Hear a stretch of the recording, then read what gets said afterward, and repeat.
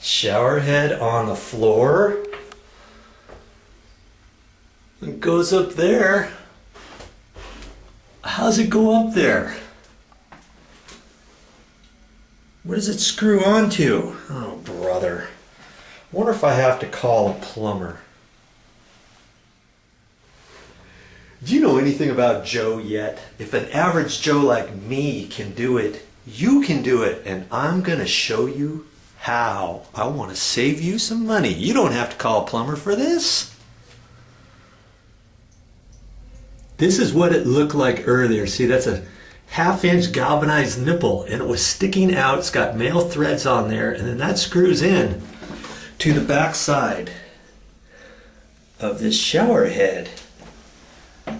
And the report was every time they turn on the shower, the water would start leaking right here and down the tile. Well, that's not something you want to mess with, because wasn't sure if it was leaking from here or inside the wall. The last thing you want is for water to start running on the inside of your wall and start doing some major damage.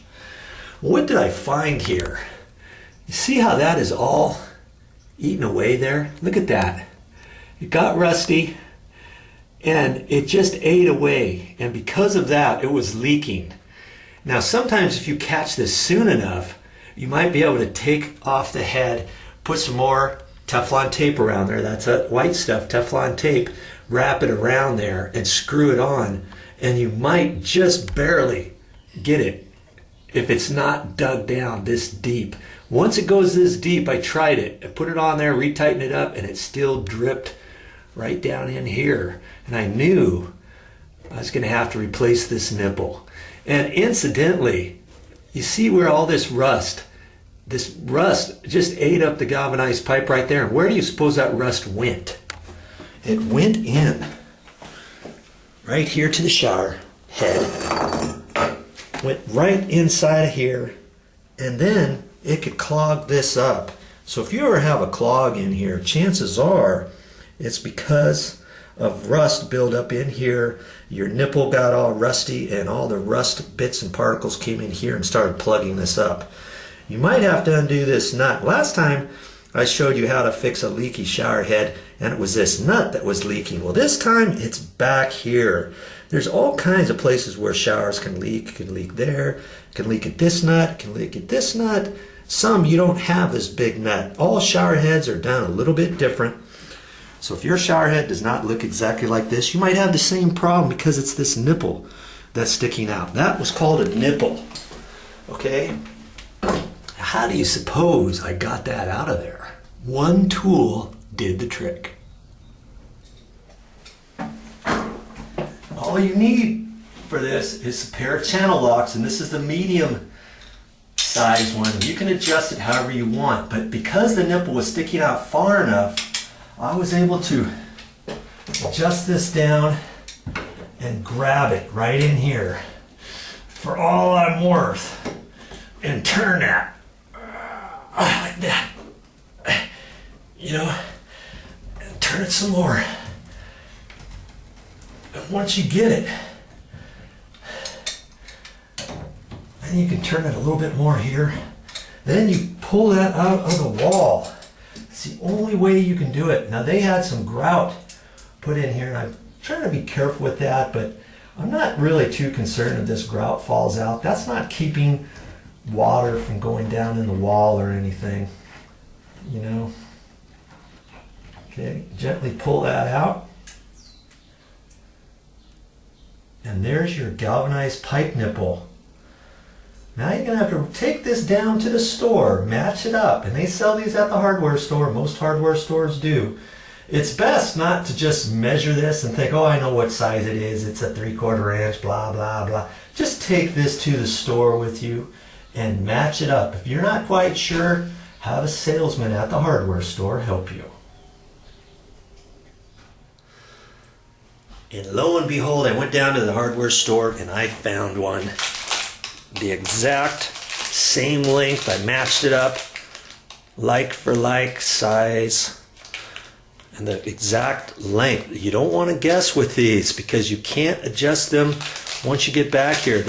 This one was a 4-inch. Well, they have 3 3/4, 3 1/2, 3 1/4. You know, so does size matter? In this case, yes. Now this pipe nipple, that's what you call these. This is a galvanized pipe nipple. $1.99 at this hardware store. Your hardware store might cost a little bit more or less depending. But man, I don't want to call a plumber for this. If I would have called a plumber to do all this, by the time I pay a service call and for him to come out and do it and provide all this stuff, I'm going to guess maybe out the door $125 or so. You know, this whole project is going to cost me $1.99 plus tax for that. And before I install that, what am I going to use? What does Joe always use? That's right. He uses the Teflon tape. Okay, so I'm going to use Teflon tape, and that's what they did on the other one. See, this was the side. No, actually, this was the side right here that went inside the wall. And look at that. All the Teflon tape was missing too. But luckily, I caught this before it started leaking down the wall. And I'm going to put Teflon tape on both ends. Now, if you don't have Teflon tape, you could use pipe dope on both ends if you want to do that. But I'm going to stick with the Teflon tape. It's a little bit easier, a little bit cleaner. That's what I'm going to use. As with anything, there's always a right and wrong way to do everything. And you know, if you've watched my videos before, you know how I stress to put the Teflon tape on the proper way. And on these threads over here, it's going to go around that way. Okay? And on this one, it's going to go the other way. Like that. You know, so as you look at it, you always want the tape to go the same direction as though you're going to tighten this down with something. You tighten that up, you want the Teflon tape to come around this direction so when it cuts off, you can push it back down like that, and it's going the same way that you're going to go and tighten that up in the wall. Okay, I'm not going to show you how to put the Teflon tape on there. That's all I'm going to tell you about that. But if you got questions about that, I've got a video somewhere on my channel that shows you how to install Teflon tape. You're not going to let me get away with that, are you? You want to see me do this, I know. Okay. Just kind of hang on to it until you start getting it first, or else it's going to slide off, okay? Now, do you see which direction I'm going? You just want to picture it as though when you pull it off, it's going the right direction, okay? You don't want to put too much on. Just look at it and think about it real close before you start putting it all on. Find out you put it on backwards. Because if you put it on backwards, then when you start getting ready to tighten this up, it's going to have a natural tendency to want to start loosening up on the threads. Okay, so I'm going to hold it tight. It's kind of easy to do nipples because I can hold it and spin it as I go. You know, I just want to get a good portion on there, and I'm just going to pull that off. Okay, just like that. There it is. Okay, now you know how to do it.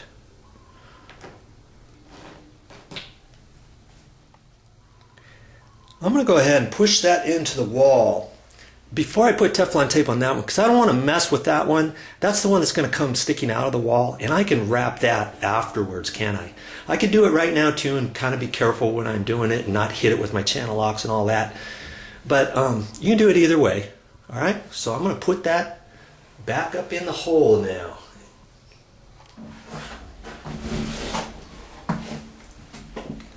As I put it up in there, I want to be real careful with this. And I see there's nothing in my way. I should be able to gently put this back in there. I may have to recalk this edge after I get done.